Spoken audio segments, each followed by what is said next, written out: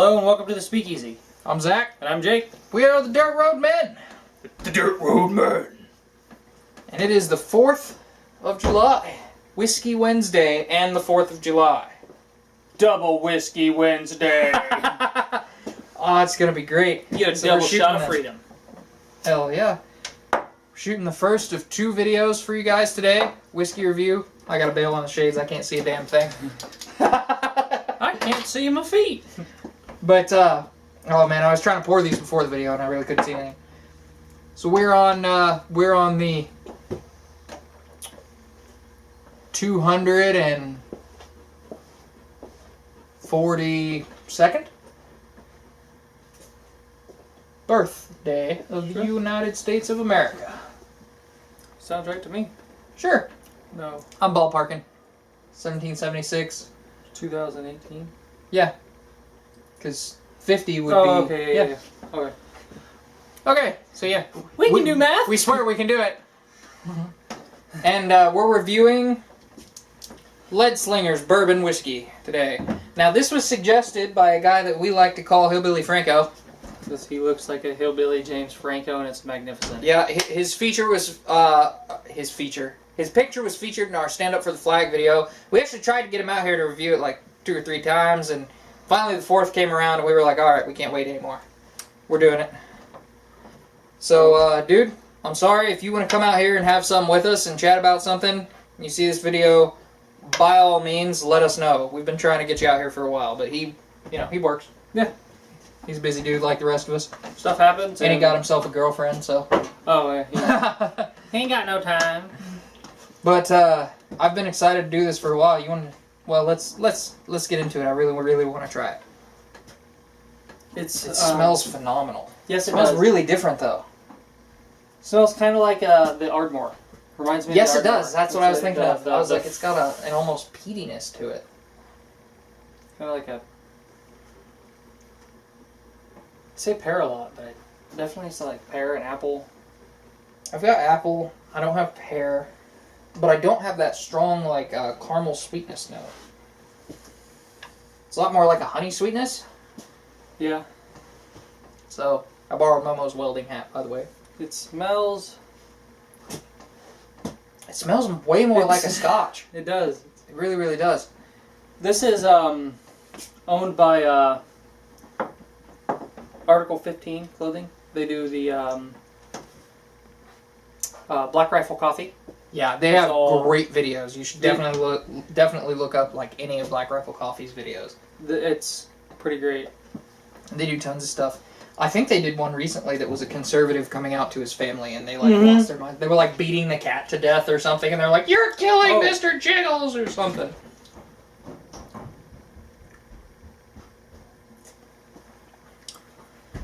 That's way different. It's like on the... It's all in the front of your mouth. Mine's kind of like in the middle, like on the sides of the tongue. It's like sharp, like well, it might just be because I've had a lot of salted peanuts. But I was gonna say, like, if you've been eating like a lot of salted peanuts and your tongue gets raw, it's actually probably what it is. Yeah, I don't have anything like that going on. But I like nuts. I know you do. You just popped your pinky. Oh, I'm smelling it, man.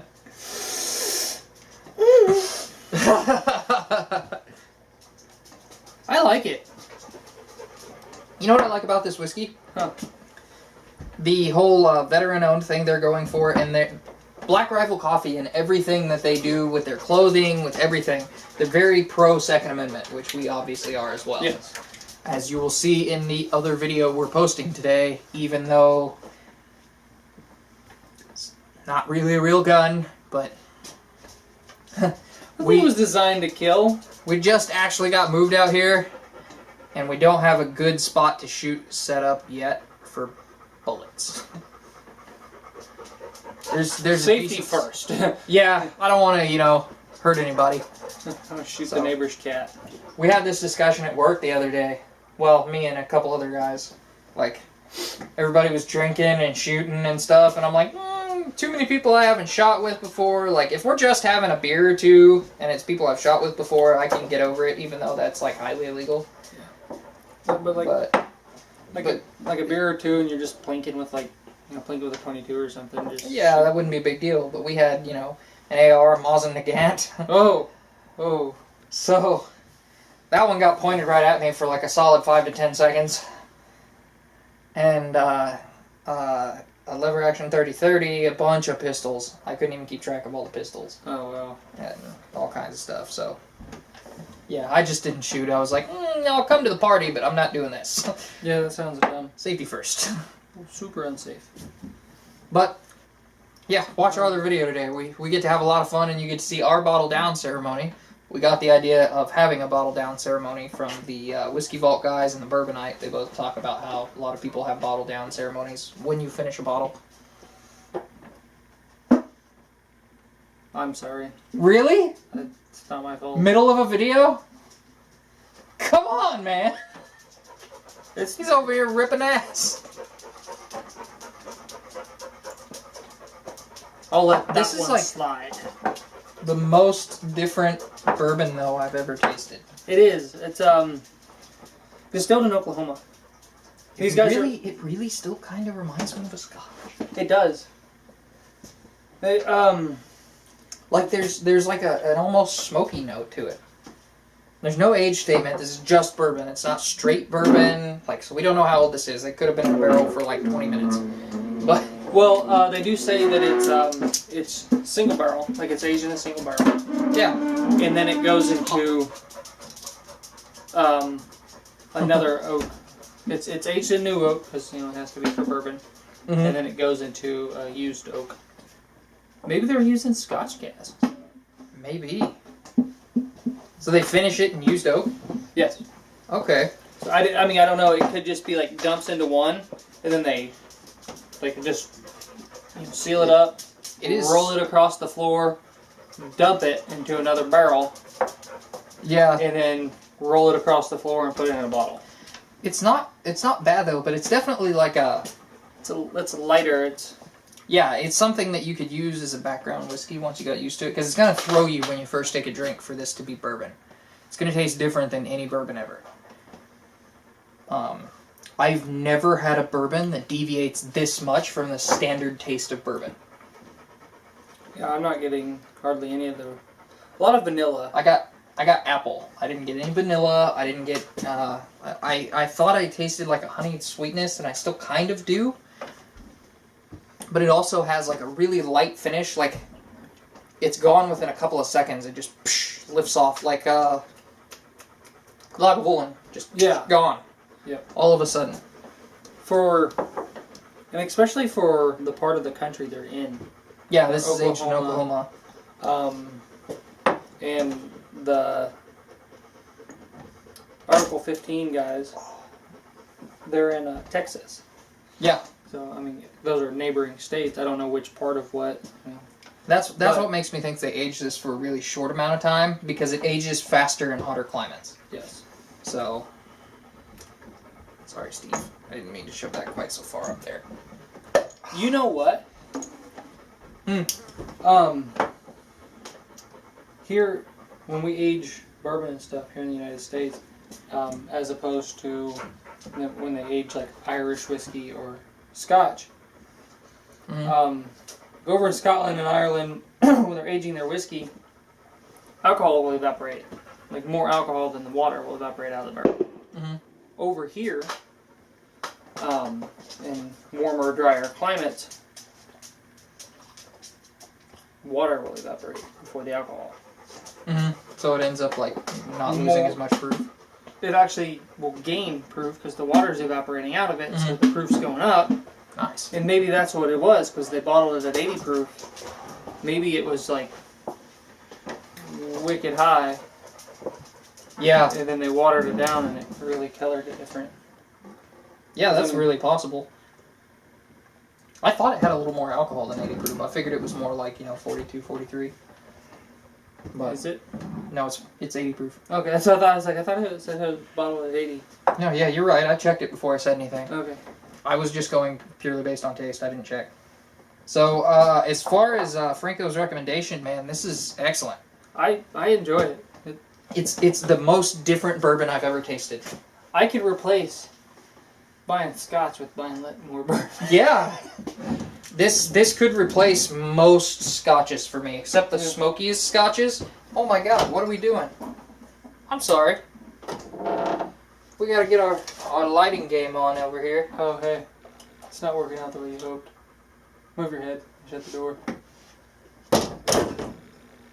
All I see is like a bright light. Whatever, man. I guess we'll be able to tell better when we actually see the video instead of looking at a 2-inch screen from... Yeah, we'll figure it out. Anyway. Yeah, I'm like struggling to rate it because it's so different and new and strange, and that change alone makes me want to just like pop it to a 10. Yeah. But I feel like I want some more full flavor from this. You know what I mean? Yes. Like I want... We need to get about here before we make a decision. I want some oomphs or nads to it, if you will. Yeah. It does taste kind of light. Mm. It's Which I normally don't have a problem with, but with everything this has going on, like... Man, have they reviewed this on the Vault? I don't think so. We should try to get this to them. Or something. I imagine. Because this is like $20 a bottle, by the way, if you can find it, at least in Kansas. And I'm really impressed with it. I mean, it's light, thin. Yeah, it's really new. I think it was released in 2013, or that's when they came up with the idea. Was 2013? Black Rifle Coffee's not even a 10-year-old company. Yeah. So, or Article 15 clothing. Yeah. So, still, I'm really impressed with what they're doing. If we ever had the chance to get a distillery, I would hope that we could produce something this unique. Yeah.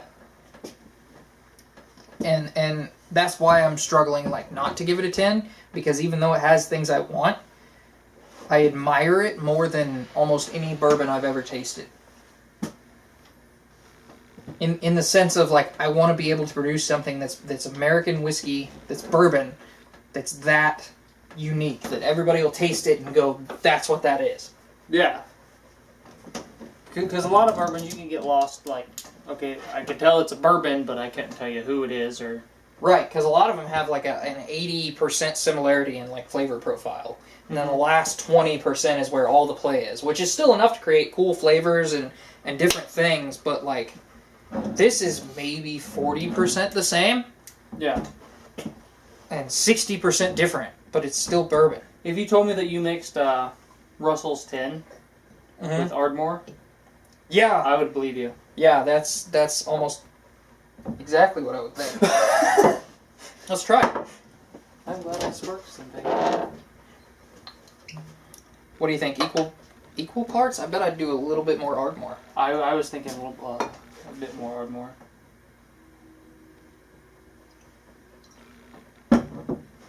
Okay. Experimentation.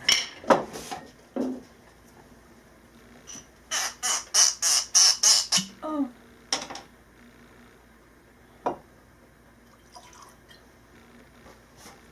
That's it. A little more. A little bit more.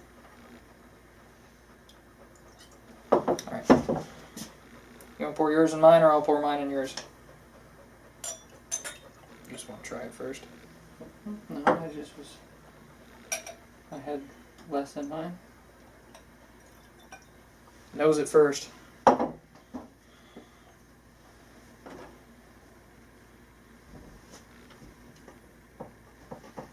Too much Ardmore? I don't think so. Maybe not quite. Color's close. Hell, it's still lighter. Yeah, it's. But Ardmore has a really golden color. Yeah, and This has a really dark amber. Yeah. You'd have to add water or something to get it the right color. More bourbon, less bourbon?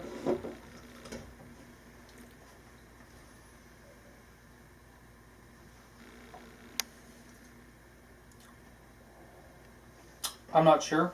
It's probably 80% there, though. This Okay, one's the a nose little- is a little different. the This nose- one's a little stronger. On the nose, I think I would give it like a bit more of the Ardmore.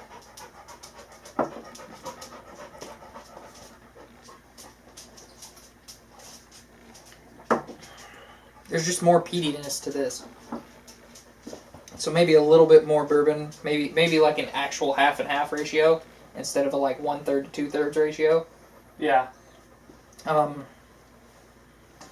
But that is really close. Yeah.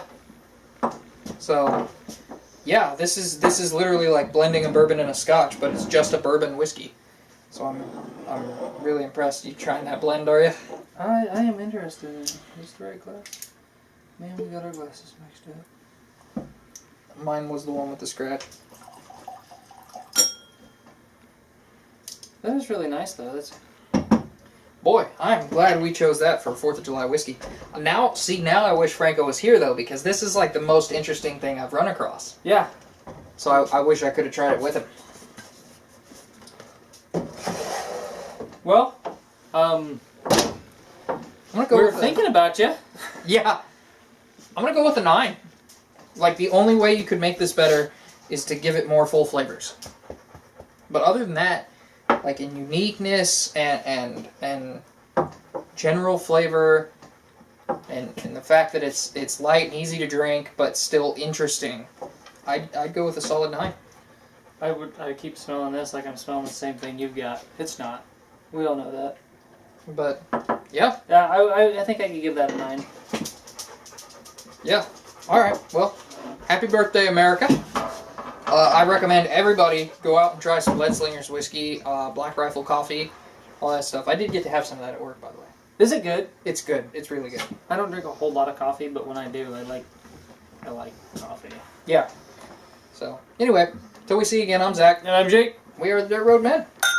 If you like this video, hit the subscribe button, the notification bell, drop us a comment, and check out our Facebook page for daily updates.